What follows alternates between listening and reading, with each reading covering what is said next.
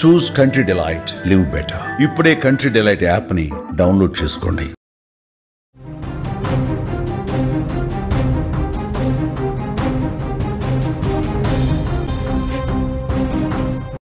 కూకట్పల్లిలో కసాయి తండ్రికి కఠిన శిక్ష పడింది.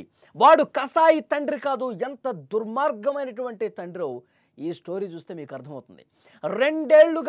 2 సంవత్సరాలుగా సొంత కూతురిపై అత్యాచారం చేసిన వెధవ 2022 నుంచి 24 వరకు ఈ అఘాయిత్యం చేశాడు. బాలిక తల్లికి విషయం తెలిసింది. ఫిర్యాదుతో ఈ కేసు వెలుగులోకి వచ్చింది.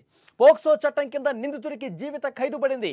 బాధిత బాలికి 10 లక్షల రూపాయలు పరిహారం కూడా ఇవ్వాలని కోర్టు చెప్పింది. సమాజంలో మన కళ్ళ ముందు ఎంతటి దారుణాలు జరుగుతున్నాయండి. రోజు మనం వార్తలు చూస్తుంటాం. ఇలాంటి నీచ నికృష్టమైనటువంటి వెధవలు ఉంటే ఈ సమాజం ఇంకెప్పుడు బాగుపడుతుంది అన్న ఆలోచన కలుగుతోంది. కొన్ని సంఘటనలు విన్నప్పుడు మన గుండె ఒక్కసారిగా బరువెక్కిపోతుంది. తాజాగా కన్న కూతురిపై ఒక తండ్రి చేయకూడని అఘాయిత్యం చేసి తండ్రి అన్న పదానికి ఒక మచ్చ తీసుకొచ్చాడు వెధవ, ఒక మచ్చ తీసుకొచ్చాడు దుర్మార్గుడు. అలాంటి దుర్మార్గుడికి న్యాయస్థానం తగిన బుద్ధి చెప్పింది. న్యాయస్థానం అతడికి జీవిత ఖైదు విధించింది.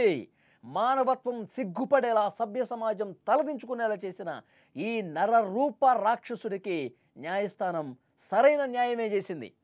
విషయం ఏంటంటే, జగద్గిరి గుట్టలో నివాసం ఉంటున్న అనిల్ గౌడ్ 34 ఏళ్ళు. వీడికి సొంత కూతురును కూడా వదలలేదండి. సొంత కూతురుని చెరబట్టాడు వెధవ.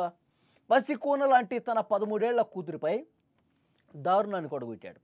2022 నుంచి 24 వరకు 2 సంవత్సరాల పాటు ఆ బాలిక మీద కన్న తండ్రి ఒక విష సర్పంలా మారి పలుమార్లు లైంగిక దాడికి పాల్పడ్డాడు. కంటికి రెప్పలా కాపాడుకోవాలి కదా కన్న తండ్రి అంటే.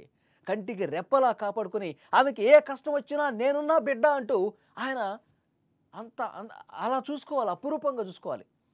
అలాంటి కన్న తండ్రి క్రూర మృగంలా మారిపోయి ఇంత దారుణం చేస్తాడా?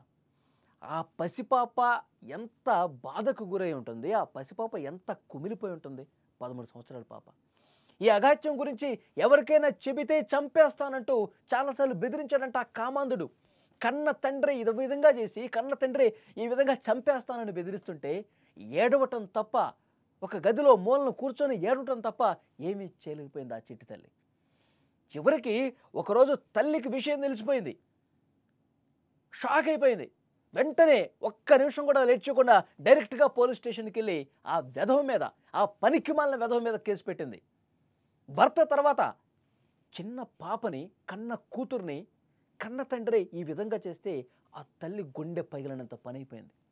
వెంటనే పోలీస్ స్టేషన్కి వెళ్ళి ఆ దుర్మార్గుడిని చంపేయండి అని కూడా పోలీసుల దగ్గరికి వెళ్ళి కంప్లైంట్ చేసింది. ఫిర్యాదు అందుకున్న వెంటనే జగద్గిరిగుట్ట పోలీసులు కేసు నమోదు చేశారు.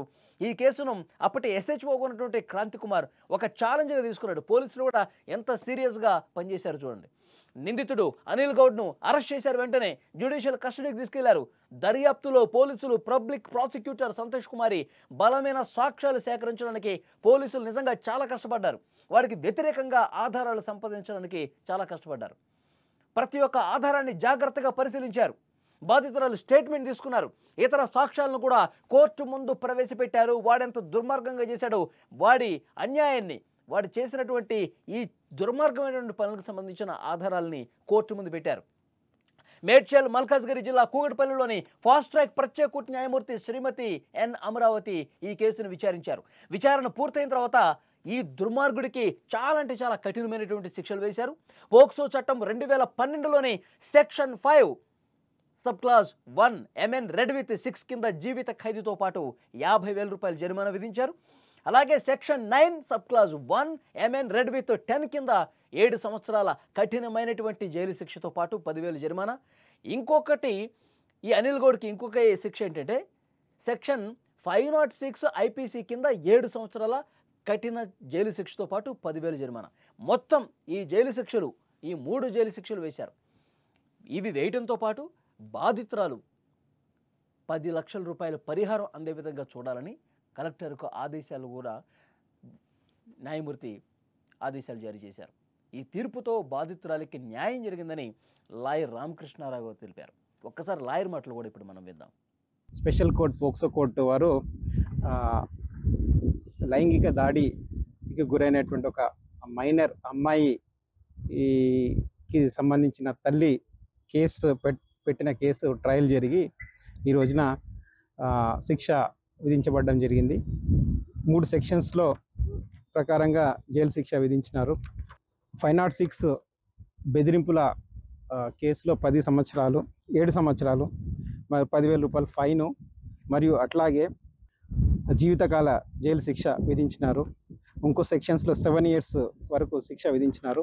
మొత్తంగా అతను జీవితకాలం జైల్లోనే ఉండాలి. ఈ కేసు వివరాల ప్రకారము అనిల్ గౌడ్ అనే ఒక వ్యక్తి తన ఒక సొంత కూతురు మీదనే లైంగిక దాడి చేయడం వల్ల ఈ కేసు తల్లి పెట్టిన కేసులో శిక్ష విధించబడ్డది. విక్టిమ్ 12 సంవత్సరాలు అప్పుడు ఈ లైంగిక దాడికి పాల్పడ్డాడు తండ్రి. 14 ఏళ్ళు వచ్చే వరకు కూడా ఇది కొనసాగించినాడు. దీని మీద పోలీసు వారు శిక్ష ఛార్జ్షీట్ వేసినారు వివిధ సెక్షన్స్లో. కోర్టు వారు ట్రయల్ చేసి శిక్ష విధించడం జరిగింది. దీంట్లో విక్టిమ్కి 10 లక్షల రూపాయలు కంపెన్సేషన్గా కూడా కోర్టు వారు ఇవ్వడం జరిగిందండి.